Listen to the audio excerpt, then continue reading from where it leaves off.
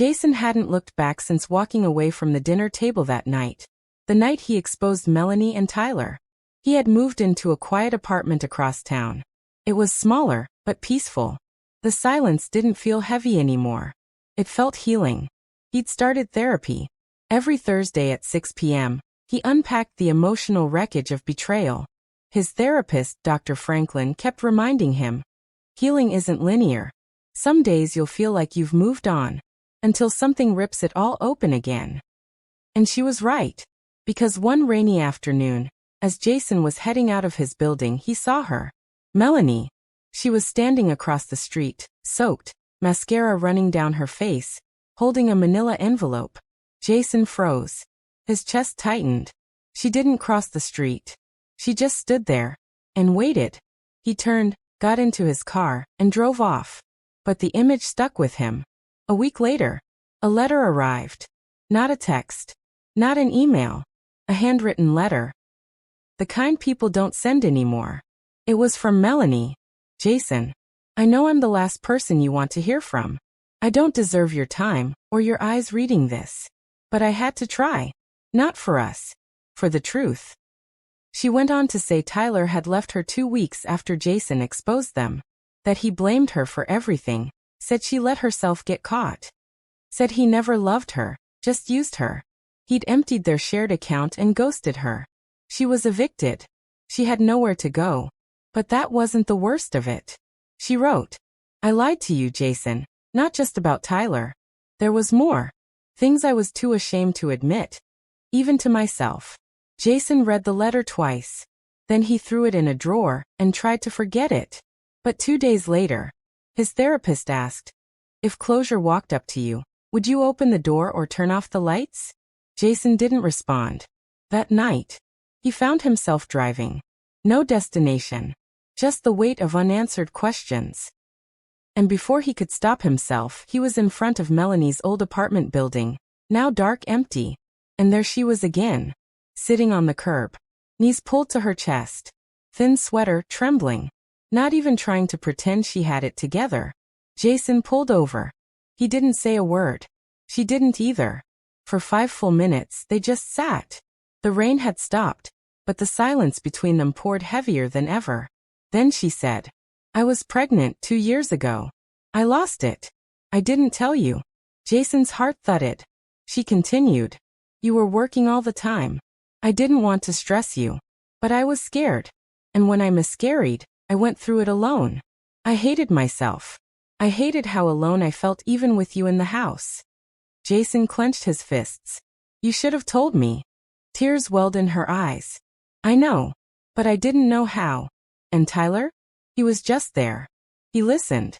I mistook attention for love. She paused. I ruined everything. And I've paid for it every single day. Jason looked at her, really looked. The woman who betrayed him wasn't standing there anymore. In her place was a broken version of her. And somehow that hurt more than anger ever did. But still. Why tell me now? He asked. Melanie looked up. Because I'm sick. Stage 1 cervical cancer. I found out last week. Jason felt the ground shift beneath him. She pulled out a piece of paper, her diagnosis. It was real. I'm not asking for pity, she whispered. I needed you to know the full truth before I disappear for good. That night, Jason couldn't sleep. Not because he still loved her. That part was gone. But because forgiveness had started knocking, and he didn't know whether to answer. Over the next few weeks, Jason visited her. First short check-ins. Dropping off groceries. Asking about her treatments. It was awkward. Silent. But slowly she started to open up.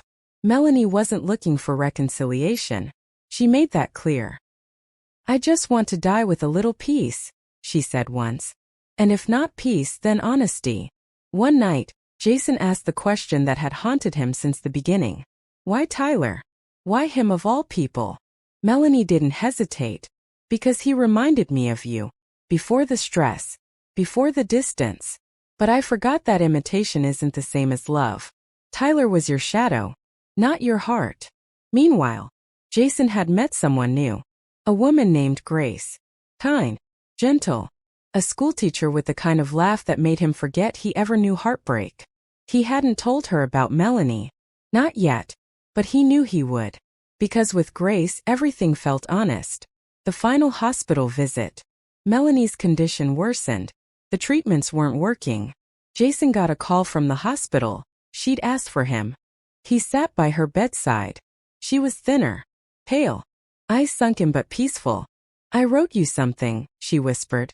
"It's not another apology. It's just me." She handed him a sealed envelope. It said, "Open only when I'm gone." Jason sat there for hours holding her hand, until the monitors slowed. Then stopped. After the funeral, Jason opened the letter. "Dear Jason, if you're reading this, I'm gone. And I hope more than anything that you're living fully, laughing again, loving again. I destroyed something beautiful. But you never stop being good. Thank you for giving me a chance to tell the truth before the end. And thank you for reminding me what love actually looked like. Not in romance but in kindness. You were always more than I deserved. Love, Melanie." 1 year later, Jason proposed to Grace under an oak tree in the park. They adopted a rescue dog. Jason started mentoring men going through divorce and betrayal, helping them talk, helping them heal. He had scars, but he wore them with grace now. At his wedding with Grace, there was an empty chair with a single lily on it. No one asked who it was for. But Jason knew. It was for closure. Not every betrayal ends with revenge. Sometimes it ends with a quiet goodbye. And sometimes, the person who hurt you the most teaches you the most about who you are. Jason didn't get revenge. He got peace. And in the end, peace is what keeps us whole. If this story touched your heart, please like, share, and subscribe. Someone out there needs this reminder that healing is possible, even after the deepest hurt.